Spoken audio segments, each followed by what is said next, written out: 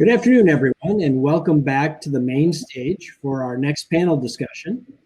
My name is Peter Fishman, and I have the pleasure of moderating this afternoon's wealth management panel, where we will be exploring the digital future of wealth management. Our all-star panelists include Raul Schnall, the head of FinLife at Goldman Sachs, Rick Smyers, managing director at Fidelity, who leads the team incubating ESG Pro, Raul Rodriguez, managing director of Charles Schwab's Innovation Accelerator, and Jad Chehlawi, CEO and founder of TelosTouch, a wealth management client engagement platform. And I'm Peter Fishman, strategic advisor to fintechs and financial institutions, and formerly the head of Citizens Bank's digital advice platform, Specify. So let's jump right in. The term digital wealth management brings to mind technologies like artificial intelligence, robo-advice, and blockchain, to name a few. But these innovations have yet to live up to the initial hype that they would transform wealth management and disintermediate traditional advice delivery models. Digital innovations will undoubtedly play an important role in the future of wealth management, but what will that role be? So with that question in mind, let's kick off the panel discussion with our panelists introducing themselves.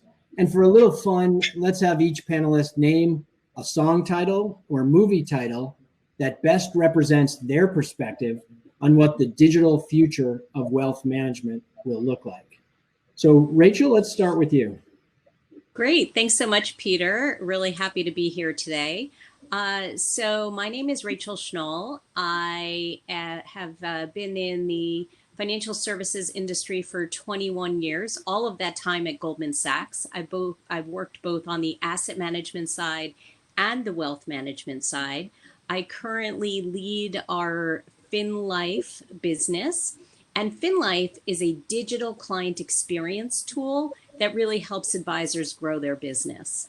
And in terms of a music title or a film title, it's Don't Stop Thinking About Tomorrow by Fleetwood Mac, because the speed at which we work in the technology world is so quick. We can never stop thinking about what we need to do to enhance our platform, to enhance our tools. Great, thanks, Rachel. Rick? Sure, yeah, thanks for having me on the panel. I'm Rick Smyers. I am a managing director in Fidelity Labs, and Fidelity Labs is an internal fintech incubator where we're incubating different startups. I'm currently leading the team that's building ESG Pro. ESG Pro is a software platform for independent financial advisors who are looking to build or grow their ESG investing practice. And for my song title, I think I'll go back to the 80s, Simply Irresistible by Robert Palmer. And I think the key words there, simple, is really important because for too long, I think financial services and fintech have tended to complicate things for the user and for the customer. And there's an opportunity to use technology to actually simplify the experience. And if you do that, we're optimistic that you'll actually see demand. It'll be irresistible for clients and for customers. Great, thanks. Raul? Sure, so I'm Raul Rodriguez. I'm the managing director for Schwab's Innovation Accelerator. We run different engagements, particularly innovation labs, to explore new ways of solving old problems or emerging opportunities. I've been at Schwab for just under 10 years now, all told. And it's been a great experience, and I really love what we're doing, what we're toying around with in the labs. For my movie or song title, I actually chose Blade Runner because I thought it was very interesting as we look to, I think, democratize and open access to investing and financial wealth management. We need to scale, and the way we've been trying to scale is through technology. And Blade Runner is interesting. It's a movie from the 80s where you have robots that simulate humans, and it's very analogous to what we're trying to do. How we use technology to simulate and to kind of give the same needs that clients are looking for from their human advisors? How do we replace those needs in a scalable way? And it's very hard. And as is anyone who's seen the movie, it can be fraught with conflict. So I thought that was an interesting analogy. Great. Thanks, Raul. And Jed. Hi, Peter. Thanks for having me today. And I'm looking forward for the panel with the rest of the panelists. My name is Jed Chehlawi. I'm the founder and CEO of TelosTouch.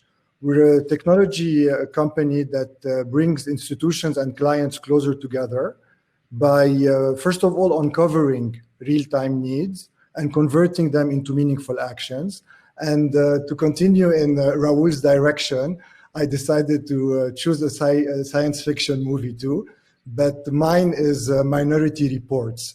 Like Tom Cruise was able to predict crimes before they happen, I believe that with the new digital technologies that will help us get to understand our clients in a much more intimate way, we'll be able to predict some behaviors because of history repeating itself, and we'll be able to intervene in a meaningful way to better coach behaviors that will create wealth. That's great. All great answers and interesting perspectives. So thank you for sharing those.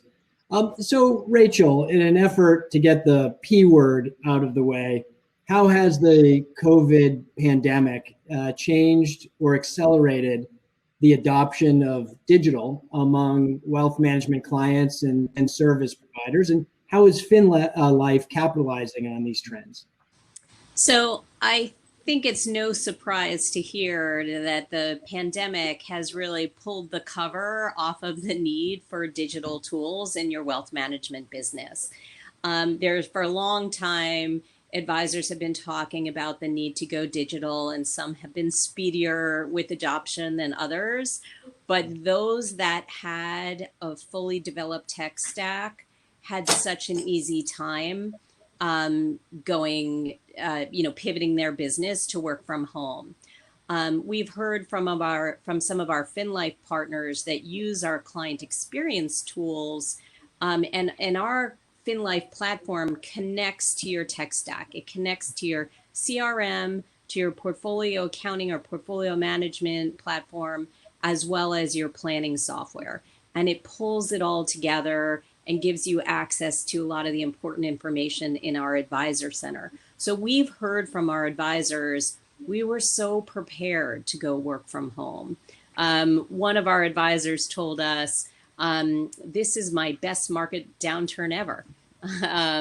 And someone else actually told us that they had their best prospecting week ever at the end of March because they were so easily able to just pivot and use all their digital tools were right there, and it didn't matter whether they were working in the home or working from their office. So I think the pandemic really just brought what we all knew to the surface, which is that digital tools are here to stay, and you better have a tech stack that reflects the nature of your practice and the things that you want to bring to your clients. Got it. And Jed, same topic for you. And has COVID brought technology to center stage, or was this sort of the inevitable evolution anyway? Well, I'd like to take a slightly different perspective to add to what Rachel has said.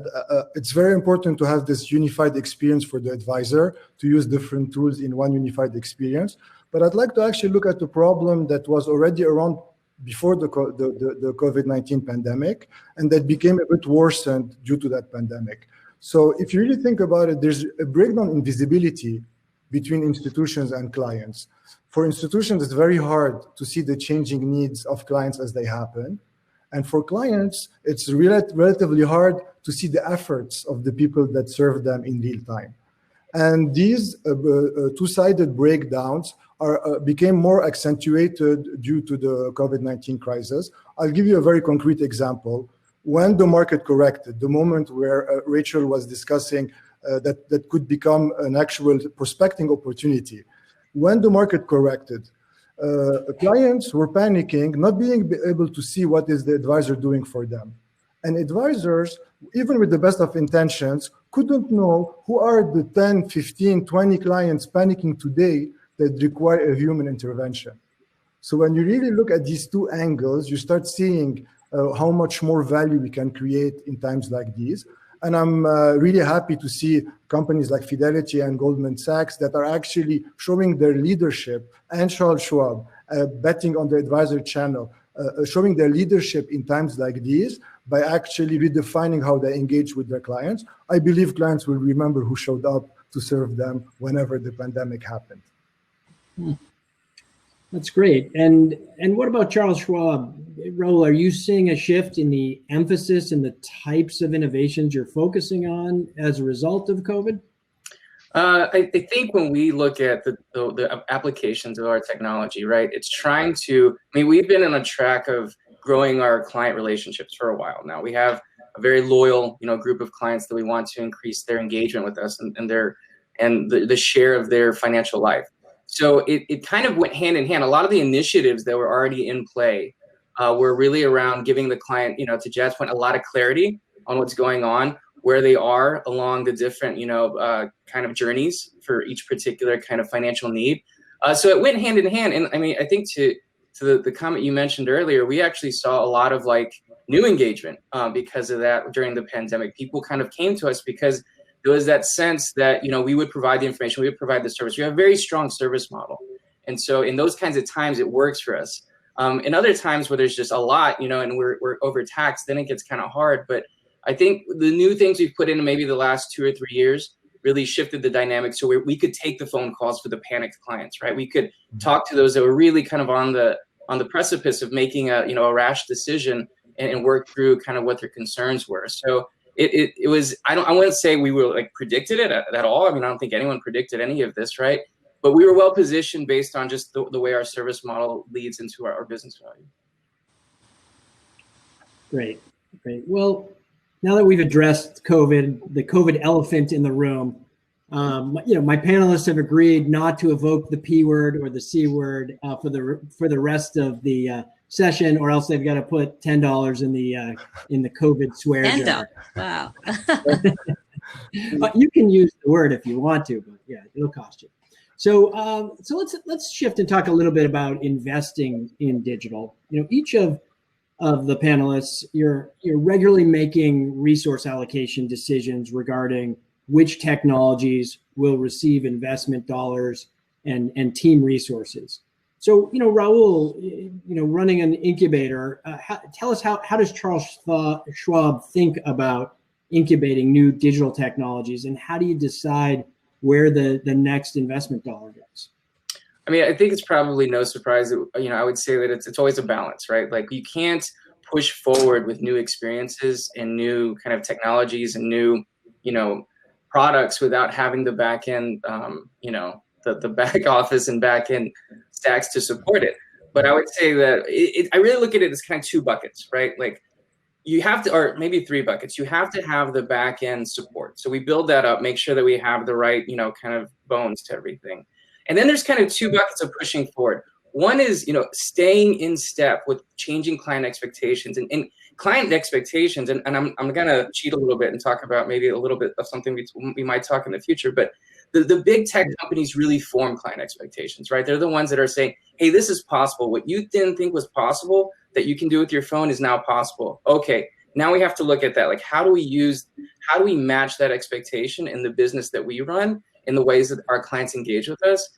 And then there's kind of the beyond, right? Which is beyond just kind of keeping up with parity with big tech companies around like, what are the new, like just fundamentally new ways that we can serve our clients? And I think, we just launched stock slices not too long ago, but that was really like, that's a fundamentally different way for us to serve clients, right? That wasn't just, you can now trade in an interesting way on your phone. It was, we're redefining kind of how you trade and how you think of investments in terms of nominal dollars versus shares. So that's the second bucket. And I would say that our focus really within the labs, right? Our kind of mandate is go after those 2, like look at really, stay in line with client expectations and redefine how we do our digital experiences, but also go beyond that. Like what happens next, right? And then really kind of do the investment on the infrastructure that is required to support those. So I would say I'm glad that we've kind of pivoted more towards a experience and product facing focus, and then like really kind of keep the infrastructure where it can support. Nice, nice. And Rachel, same question for you, but building on Raul's point, how much of your focus is on using digital to improve the current ways of doing business versus kind of pushing new innovations that change the business model? So what we're trying to do with FinLife is really accomplish three things. So one is we want to give tools to the advisors that use the platform to be able to understand their clients more deeply, know their clients better. And we have 3 behavioral finance tools that an advisor can use, and they're all digital, to understand how the client's quick brain interacts with money. That's an exercise called Money Mind. Mm-hmm. The next exercise is called Honest Conversations, and really gets into what a client values and how they want to use their money to live their lives. We like to say that money is just the fuel, and you should live richly and not just, die rich. And which is what financial planning, was kind of built for, right? We're saving this big pot of money, but our belief at Goldman Sachs Personal Financial Management is that you have to use the money to live a rich life along the way. And then the third behavioral finance tool is called Investment Viewfinder. And that engenders a conversation between the advisor and the client about the investing attributes that they care about. We have 4 investing attributes that we've identified: performance, low expenses, protection, and tax management. And if you were to ask an investor which one of those they wanted, they'd said all of them. But we all know that it's a trade-off. And so this tool actually has a slider bar to help the advisor have that conversation and understand what trade-offs the client is willing to make. So that's the first piece, is digital tools to help you get to know your client better.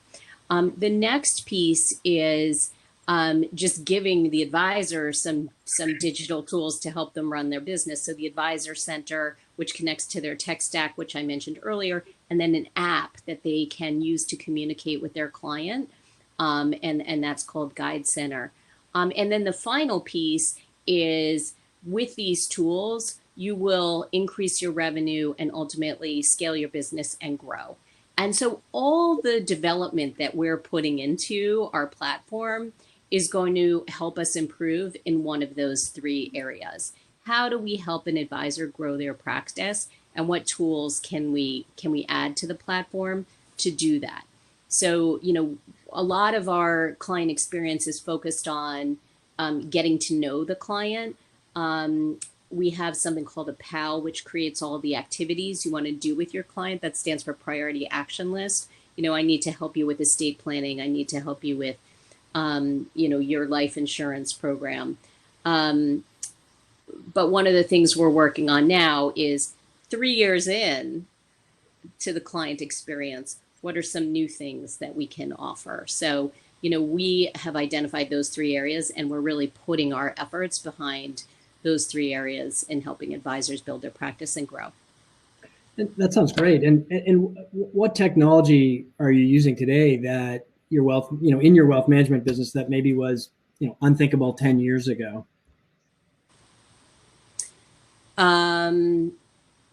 All of this is like a CRM, right? Has become so integral to the way we manage our clients, right? I don't know if people were using CRMs 10 years ago. Certainly at Goldman Sachs, we were not using CRMs 10 years ago.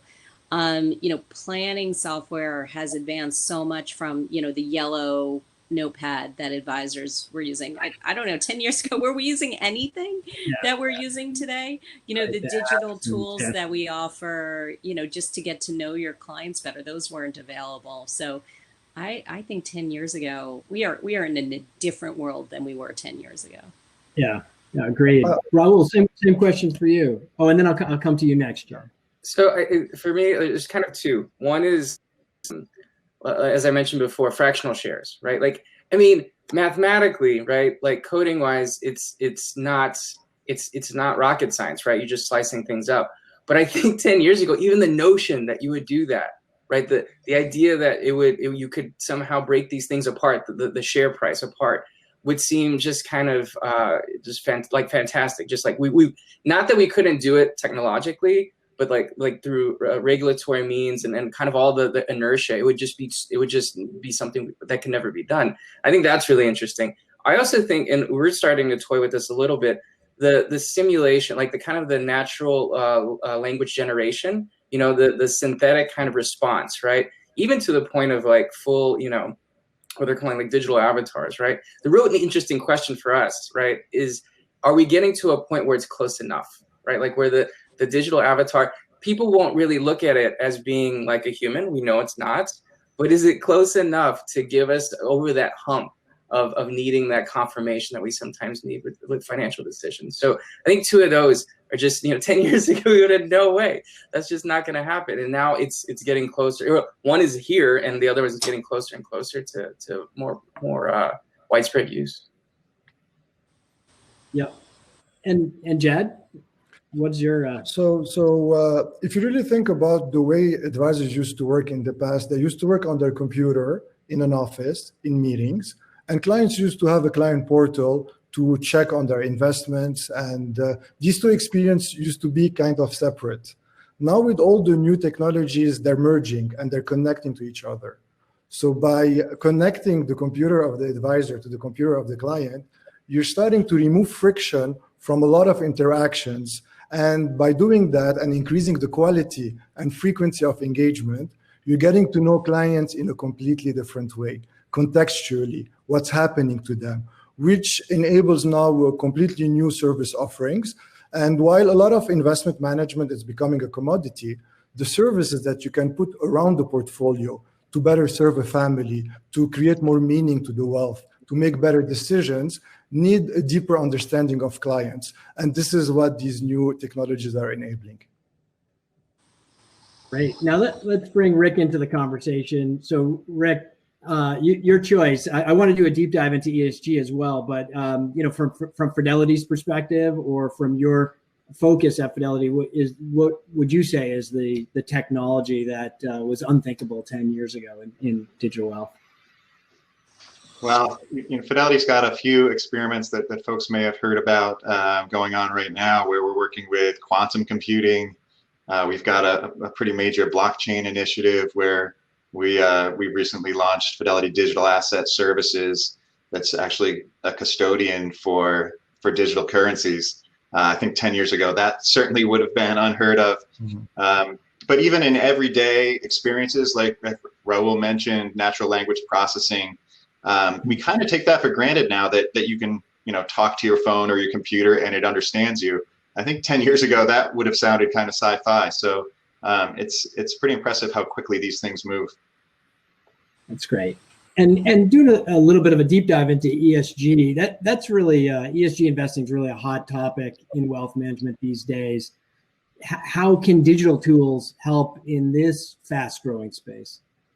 Sure. Yeah, ESG investing is a hot topic. For those of you who aren't familiar with it, the ESG stands for environmental, social, and governance. And it's just simply the consideration of those types of factors when you're creating an investing experience for clients. And digital tools can be really powerful there. You know, we started doing some research into this space a year or two ago, and we found that ESG investing can be really hard for an advisor to embrace. There are a lot of pitfalls. There's a lot of different data sources, for example. Sometimes they conflict with each other. There are new products launching all the time, and existing products that sometimes get rebranded as an ESG product. And it's really hard for advisors to make sense of all of that and figure out, you know, what is the real experience that's happening here? What's the real underlying product? Can I look under the hood and understand how it really works? So it's difficult for them to understand the investing side of it. And it's also pretty perilous when they go to talk to clients. You know, ESG investing means a lot of different things to different people. And so if you assume that your client's going to react in a certain way when you start talking about it, they may react in exactly the opposite way. And so a lot of advisors found it to be a troubling conversation that they were a little hesitant to enter into. So we're using technology in our ESG Pro solution to help get through all those issues. We help them to understand what their client really wants and needs from their investments. We help them have a good conversation to really dig deeper on those issues. And then we help them find investing solutions that actually align with what their client's looking for, and try to make that as simple as possible for them, so that they can scale their practice and really grow their business. That's great. I mean, if you think of ESG investing, it's in its very nature is a personalization, taking into consideration your client's views. I think predictive analytics married with digital interfaces offer wealth management the opportunity for even kind of deeper consumer choice and hyper personalization. Are you leveraging this in your ESG investing, beyond sort of what you've already described? Yeah, sure. The personalization is really at the core of an ESG investing experience, because like I said, it does sort of mean different things to different people. So as an advisor, job one is to find out, how does your client think about ESG? Yeah. Are they an avid environmentalist, or do they work in the oil industry? Are they advocating for gender issues or racial issues, or are they a religious oriented client? There's a lot of different angles that you may uncover when you get into that deeper conversation with a client. And there can be a lot of gotchas there, obviously, right? If you're, if you lead the conversation with, oh, we can get all the weapons out of your portfolio, and then find out that your client's an NRA member, that might not get off on the right foot. So really using technology to explore some of these issues in a safer way before you make some assumptions is a really key thing for advisors to be able to do. And then making sure that you have the technology that retains that kind of information and leverages it going forward. That's kind of where the magic happens. And that once you've had that conversation and documented, okay, here are all the issues my client cares about. Here are the things that really keep them up at night. Every time you meet with that client, you can give them a report using our tool that shows how your portfolio is performing on those specific issues. If the client said that they really care about gender issues, you give them a report every quarter that shows the number of women on the boards of directors at the companies that they hold. And you show that number going up and to the right. And that really can help deepen the relationship and make the client feel like they've been heard. So I think Rick brings up such an important point with regard to shifting the conversation, whether it's ESG or whether it's life planning. We've all experienced some pretty volatile markets this year. And one of the most difficult things for financial advisors is when their clients start calling because their portfolio is down 20%. And they're like, well, it's the market, blah, blah, blah. But by shifting the conversation to values, whether it's values about like, well, you can still afford that country house that we've been talking about, or whether it's, the faith-based values or the direction of your portfolio from an ESG standpoint, it makes the advisor's life so much easier. So giving digital tools to help understand your client preferences, I think is really, a game-changing event in an advisor's practice.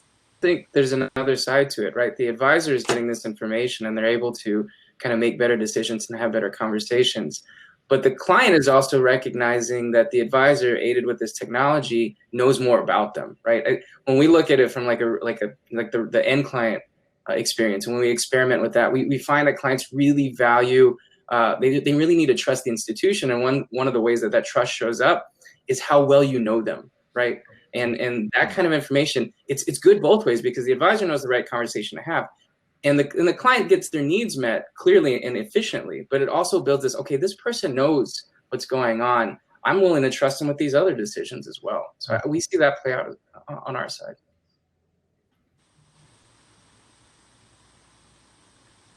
Chad, tell us a little bit about how TelosTouch is leveraging some of your technologies to help advance hyper-personalization as well.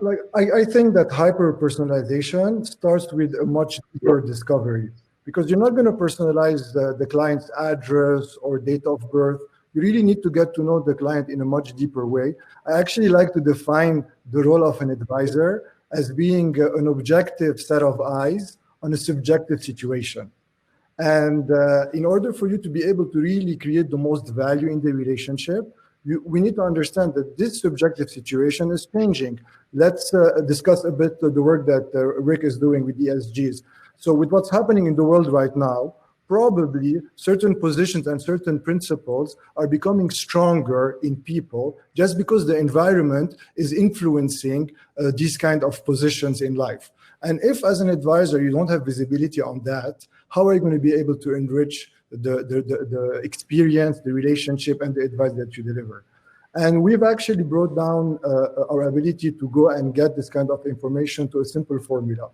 The first thing that we need to look at is what are the things that we normally do with our clients to communicate and collaborate with them. And the second step is to figure out what else can we learn about them in that particular experience. Because we're doing things with them, but are we asking this additional question that will deepen our understanding? Are we doing it periodically to make sure that we see the difference in behavior and the changing behavior based on the environment that's influencing that behavior? And after you actually start adding these additional layers of information, how easy is it to act on this information for the advisor? Because you can get all the data in the world, but if it's not actionable and advisors cannot go and do something about it with their clients, there won't be a feedback loop and the relationship will not be consistently learning. So figure out where can you learn more and give advisors chances to act on this knowledge in order to really start hyper-personalizing the relationship. Another thing that we do in terms of personalizing the relationship is making sure that the relationship is holistic with the couple that is the client of the advisor. So and this isn't a digital practice, this is a old school practice, but many times there's many of our clients are couples, and there's one spouse that tends to be more engaged on financial matters than the other spouse. And that person tends to interact with the financial advisor. But the problem with that model is that that client relationship tends not to be that sticky, right? So if something happens to that person, it's frequently the male, then the other spouse almost always changes relationships with the financial advisor after a divorce or after a death. So what's really important when using the FinLife tools, or if you're a client of Goldman Sachs Personal Financial Management, is that both spouses are present during the Money Mind Honest Conversations Investment Viewfinder conversations with the advisor. So we know what's important to both spouses, and the conversations that the advisor is having with both members of the couple are not investment oriented conversations generally. It's how do you react to money? What are your values? What do you want to achieve with your life together? And those tend to be very, very well received conversations. And the non-financially oriented spouse gets very tied to the advisor because they've never been brought into these conversations before. And what that means to the advisor is now the amount of people that get referred to that advisor is doubled, right? Because they're engaging with both members of the couple. And that relationship is lengthier and stickier, and there is more of a chance of engaging other members of the family and next gen. So it tackles a lot of the issues just by including that non-financially oriented spouse, tackles a lot of the issues that are kind of at the in the current events of financial advisor issues right now. Yeah, we absolutely find that same thing to be true with ESG investing, that just by broadening the conversation a little bit away from, basis points and expense ratios into talking about your values, the things you care about, the things you want to see in the world, you can engage a much broader audience on those topics. So it's not just the one member of the family who really loves to talk about finance that you're talking to now. You're talking to the whole family about the things that are important to them. So 100% agree with you, Rachel, on that. It also, So, oh, go ahead, Peter. Go ahead, Rob. No, please. What we see sometimes in the research, right, is it also, it's interesting, right? Because I'm probably the one, square here that experiences a lot of retail clients rather than advised clients. But one of the things that we notice is that when you open that conversation, sometimes your clients are surprised that can be the conversation, right? Sometimes they're like, I thought this was just about stocks and bonds and I'm just supposed to pick some stuff. Like you actually, I didn't realize we could talk about why this is important or how my investing really needs to reflect my values. So sometimes we assume clients know these things and that we haven't come to the party. Sometimes we have to be the first one to the party. And then they recognize, oh, this can be a much deeper conversation. I just didn't know. And I think it's a good point to bring up. So, I mean, this is a great conversation in that we're focusing a lot on how digital can enhance these human-to-human conversations. I think with the massive amount of personalization and predictive analytics that we were talking about earlier, digital really offers the opportunity also for these AI-driven advice models and automation of money movement. But to some customers, that might feel like getting in the back seat of a self-driving car. Do you see the average investor kind of reaching a place of delegating decisions to the machines, or will customers embrace features that are maybe more like autopilot, where allowing them to keep their hands on the steering wheel? Let's go kind of right down the line with this question. Rick, where do you, in your ESG conversation, where do you stand with this and this opportunity for automation? Well, with ESG investing, we see a definite role for the advisor in this. It's such a personal topic, and there are so many issues that come up that clients have questions about. It feels a little different. It's sometimes can be a little scary to change the way you invest, and so you want to talk to somebody. I do think, though, that the autopilot type features, the automated investing, can serve a role when things are on autopilot, right? If you've got things set up and things are working well, you can let it run for a while. But when you're ready to make a change, when something happens in your life, that's when you really want to talk to a live person. So I think the advisor task is really to figure out the best way to blend these things, right? To be there in person at the moments that matter, but to use technology to scale and automate when things can be automated. Yeah.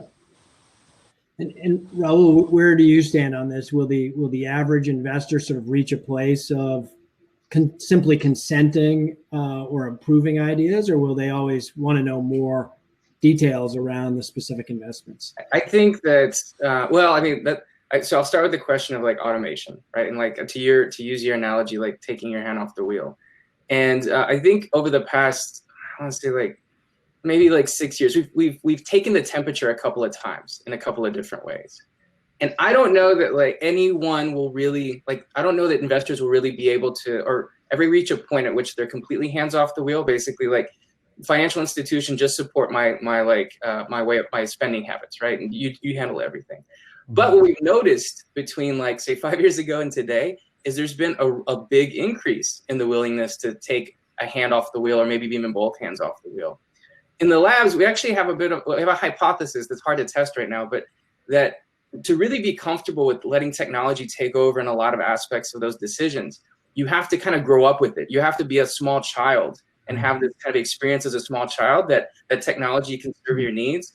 Whereas that generation is growing up, maybe they don't have a lot of wealth yet, right? They're not like the big kind of large account balanced kind of households, but soon they will be, or they'll be moving in that direction. Are they willing to, because they grew up, right, with an iPad in their hand or whatever it is, are they willing to cede that control? That'll be a question we need to test over the next 10, 15 years. But I think today, like we don't know that it's absolute, but we've seen a huge increase, like a substantial increase in willingness to have more of the decision automated for me. And really to give me that, maybe that last little thread of yes, no, right? Obviously, because of our regulations, we have to do that.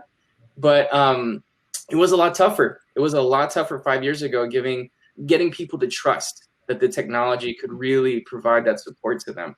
So there's definitely a trend there. Where it'll end is an interesting space we'll continue to explore for the next decade, I think. Rachel or Jed, anything to add to that? I think that Raul hit on a really important point when he said trust. And that's something that the financial, all of the companies that are represented here have worked with consumers for a very long time and have built that trust in a client turning over their finances to us. And it's important that we, continue to build tools that continue to engender that safety and trust. But with regard to clients sort of turning over the keys, I also like your, self-driving car analogy, because what we see in cars is we keep adding, more and more features. I don't know what any of them are called, the side mirror indicators and the backup cameras that are really, really helpful, but you're still at the wheel driving the car and you're still pressing the gas and the brake. And I think that that's true in businesses as well. As clients find that their lives get more and more complex financially, being able to speak to a financial advisor is a comfort that many people want, and they don't feel comfortable doing it on their own. So it's a combination of those tools, digital tools that our companies are building, accompanied by a knowledgeable human professional that gives our clients the comfort to work with us. So to add to what everyone has already shared, the real question is what processes should be delegated to technology and what processes should not be delegated to technology. Because in reality, when you think about it, I want to give you an analogy. I can build the best software to educate a child, but ideally, one parent or two parents are necessary to actually guide certain behavior. So we can have all the intelligence in the world. We all know that we need to eat less and exercise in order to be fit, but in reality, some of us do that and some of us don't. So the question is, what are the processes that we really need to give to machines and technology in order to free the capacity of human beings to do what they do best, to intervene in critical moments, sometimes to nudge a behavior. Sometimes you need to actually know that, like I've heard advisors that told their clients that if you don't do this particular thing, you're going to have to go find another advisor because I cannot accept you acting this way with your money. So these are simple examples where sometimes human beings can actually influence a behavior that technology on its own won't. And Raul brought up this topic about the people most amenable to digital are the younger segments who've grown up with an iPad in their hand. Rick, do you see a particular market segment, either age or affluence or an attitudinal segment that tends to be demanding more digital or automation in their interactions? Well, certainly the younger clients tend to be more comfortable to start, but I think that trend gets a little bit overemphasized by our industry. I know we promised not to bring this up again, but recent events have shown that everyone knows how to use video, right? And everyone knows how to get on a video call now, and everyone does it pretty comfortably. And it just required a little bit of something changing to make them do it. So I think that one thing we've learned here is that the hurdle's not that high, right? If you've got a compelling reason to adopt technology, everyone will do it. And so the challenge there is to make your technology compelling enough that people want to, or hopefully it's not because they have to, right? It's because there's something really there that makes them want to spend a few minutes learning how to do it, and then once you've got them, there's no turning back. right? I know my parents learned how to use Zoom, and they're talking to their kids and their grandkids on it, and they're not going to stop doing that. I think the same thing can hold true with digital technologies for wealth managers. Once you've got a client comfortable using something, they're going to stick with it if it's adding value for them. I think it's great that Rick brought this up, because I think there's a distinction, right? Like, and I agree that the trend is overblown, like usage of technology, right? We see we see 80-year-olds jumping on the next feature that's coming out in the app, right? But it was funny because sometimes we have launches and the first person through the gate is like in their late 70s. And, it dispels that myth that the older generations don't use technology. But it's a spectrum. And going to the end of the spectrum is, do you now trust technology to pick out your portfolio? And there's a big, we see lots of people of all ages willing to use technology to check their balances. But when you get over to this side and prepping those decisions, to Jad's point, doing the automation to bring, it up to the very last bit that you have to make the call on, right? Then there's somehow a distinction there, that there's a little bit that takes more to trust in that kind of interaction. And so, yeah, I agree with you, Rick. I think that the whole young people are the only ones that use technology is totally flawed. It's much more subtle than that, right? Mm-hmm. So, Jad, what do you see as the future of human advice in the digital world, given this discussion? So I genuinely believe that investments are becoming more and more of a commodity, and the future of advice is adding around an investment portfolio a lot of services that only people can do. And to actually bring a bit many things that were mentioned today, we are in a situation at this point in time where advisors and clients are able to work together in completely novel ways. And this will enable them to capture some critical moments where they're going to get more intimate, where we're going to be able to learn more about each other through these intimate moments, where technology can start enabling advisory teams to work on different clusters of people with similar needs in real time. All of that was not possible in the past. So this will free the capacity of people to intervene at the right moment. This can potentially create a completely different relationship. I genuinely believe, and in the ethos of everything we do, there will be a completely different professional services relationship, where the person delivering the service and the person receiving the service can work together in ways they never thought was possible. And we don't need to go too far. Today, you can track a $10 car ride. You can track the person cooking your food. You can track the person getting your groceries, and you can be able to see everything that's happening.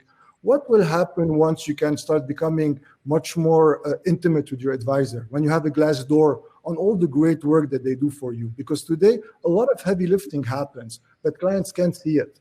What can potentially happen when this transparency becomes like the pillar of the relationship?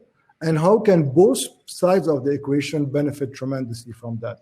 I'm honestly very excited of the world to come. I love the fact that we have catalysts right now to make this movement toward innovation become more dynamic. And I think there are a lot of players that are going to really capitalize on these trends.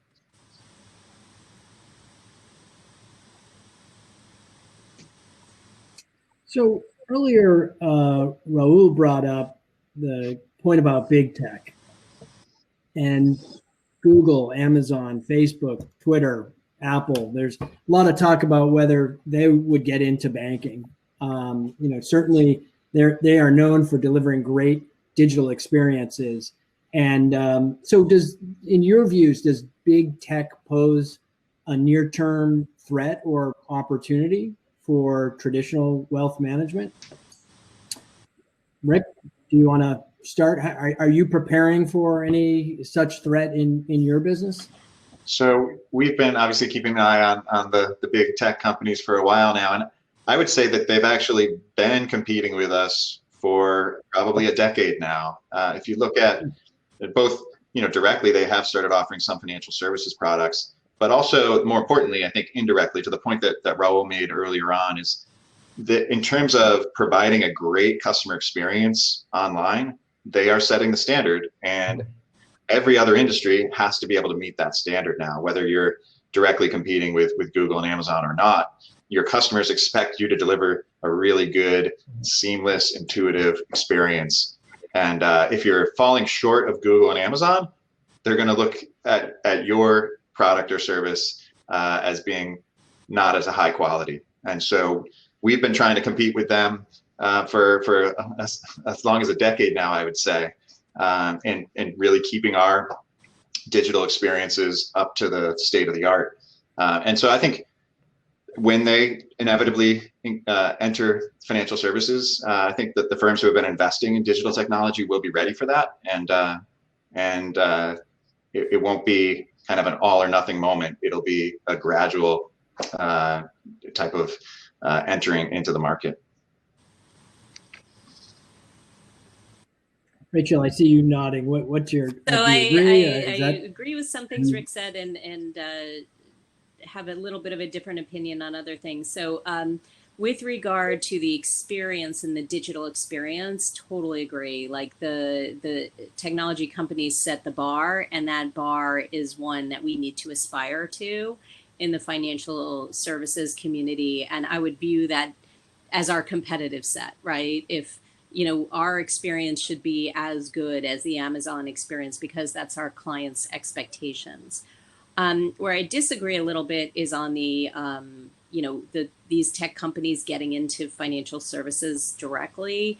My perspective is they don't really want to deal with the regulation, and they partner. So for Apple Card is a great example. So their name is on the card, but Goldman Sachs actually built the card behind it, and it's our Marcus lending platform that's behind that. So I think that the big tech companies are going to be looking to partner with traditional financial trusted brands to create an offering. And that's great for all of us and for our clients who will then have access to those. I think Schwab and Rocket Mortgage is also a really good example of a shared partnership there, where there's referrals, I believe, back and forth between the two companies.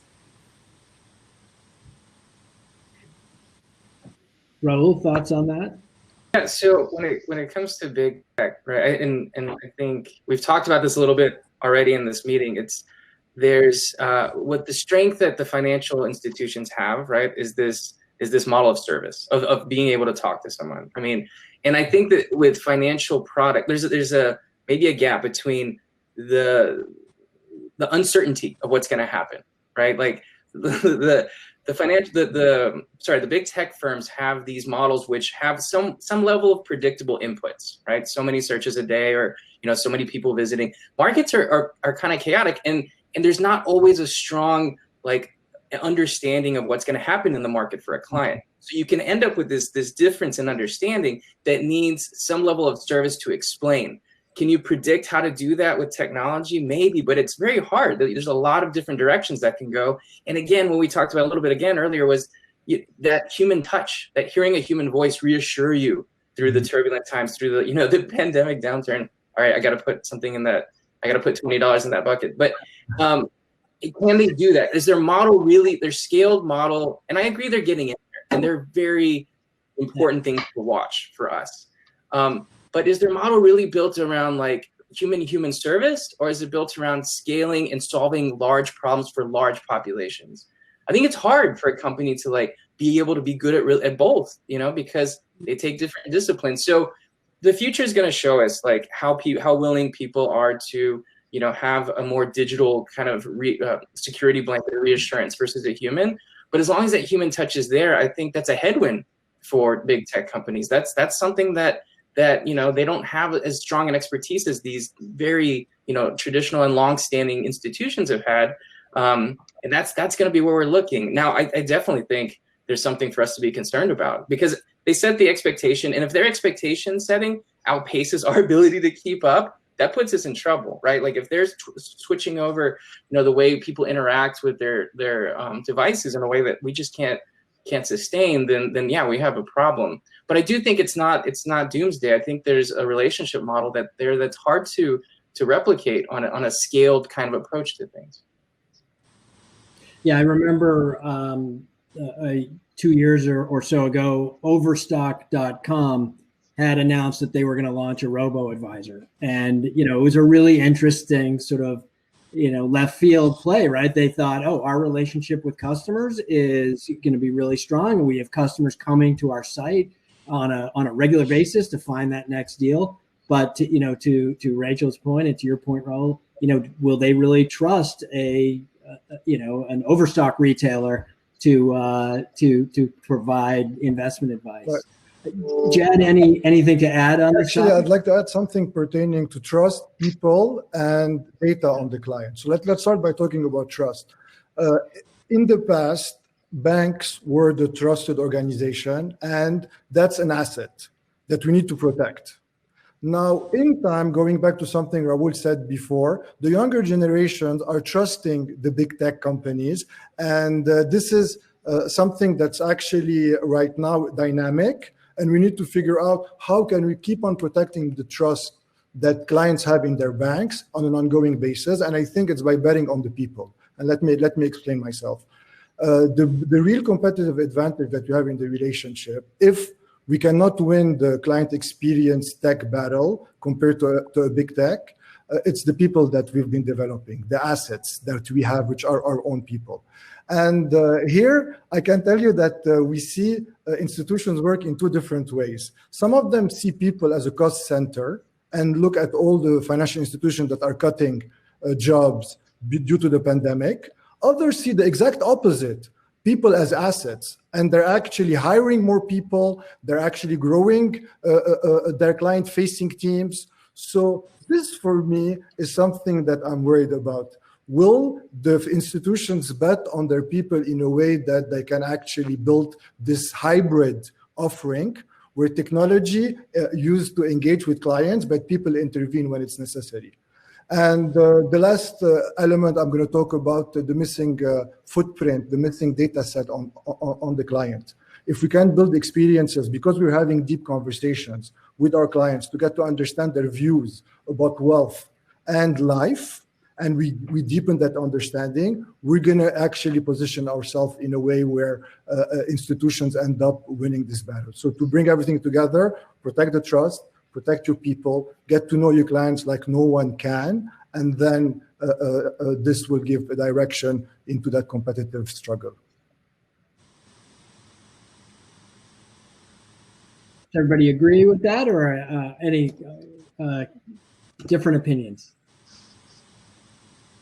I would certainly agree that there's been an opportunity to go ahead and hire more client-facing folks. I think most of the organizations on this call have been doing that over the last few months because it's really important at times where clients are uncertain and they're scared to have a real live person to talk to. And that is a big advantage that our industry has over the tech companies and the fintechs. It's the ability when it really matters to be able to pick up the phone and call somebody or to look somebody in the eye.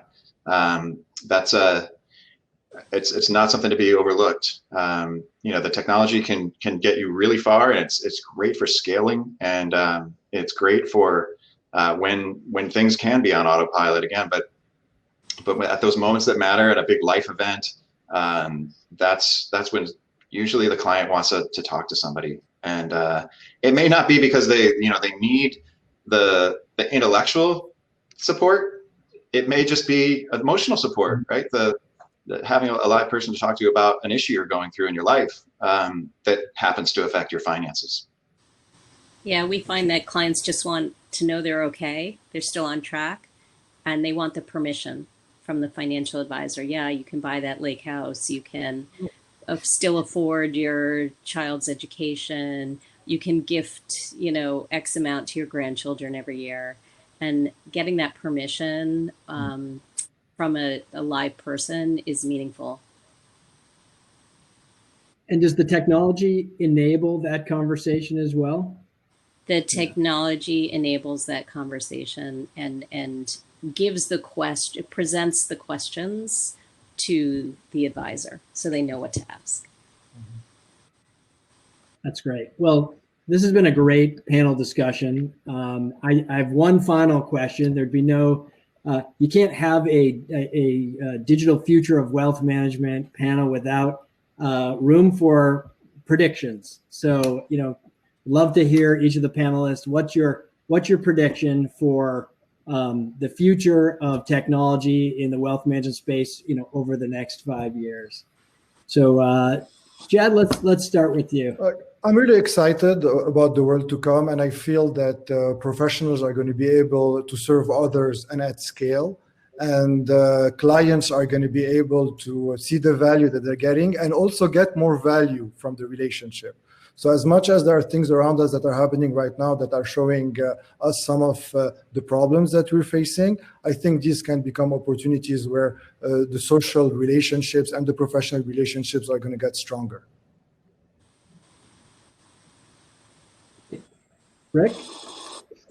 Yeah, I'm going to go back to my my song title. I think simplicity is going to be the future of this industry. Using technology, sophisticated technology, complex technology behind the scenes to present a really simple and intuitive experience for the client and for the advisor, frankly. Nobody has time to learn these really complex tools and to do all the integration on their own. So the winners in this space are going to be the ones that can make it really simple, really easy, and really intuitive. Great. Rachel, final thoughts? Yeah, I'll build on Rick's thought there that, there's a lot of paperwork in our industry still, and we're going to see a lot of that get digitized in the future. Robos have figured it out, how to onboard a client in, under 5 minutes. And the more complex parts of our business are going to have to get to the same point in terms of the documentation with clients. Raul, you get the final word. When I think about it, I think that all of the innovations we've seen looking at the past is kind of prediction of the future, which I know is a no-no in financial services. But I think what we're seeing is much more accessibility, right? The cost to entry is much lower than it used to be. The cost to transact is much lower than it used to be. And so what I think is going to happen is financial decisions, your financial life from an investing point of view, right, is going to be just a much more present part of your daily life. It's not going to be the thing you do once a quarter or once a month even. We're going to have opportunities to interweave it with the other decisions you're making on a daily basis. And I think that has like a really profound effect in terms of making it just more familiar, less intimidating. And for clients, that's a great thing, because the more they can get engaged and earlier on, and the more comfort they build, they're going to have better financial outcomes. So I think it's a very positive thing that we've opened the door to both to new kind of people coming into the space, but also to Rick and Rachel's point, have made it easier for those who are already in the space to make this just a much more frequent touch point for them and a much more familiar and less intimidating touch point. I think that's what we'll see. Well, that sounds great. It sounds, from my perspective, like perhaps it's neither a movie title nor a song title, but the future of digital wealth management might just be about great expectations. So listen, that's a wrap for the digital future of wealth management. I want to thank my panelists for a fantastic discussion today. Please stay with us on the main stage or check out the interactive sessions for more great content. And don't forget to share any comments or questions you have in the event chat feature. So thanks again to everybody. Thank you. Thanks, Peter. Thank you.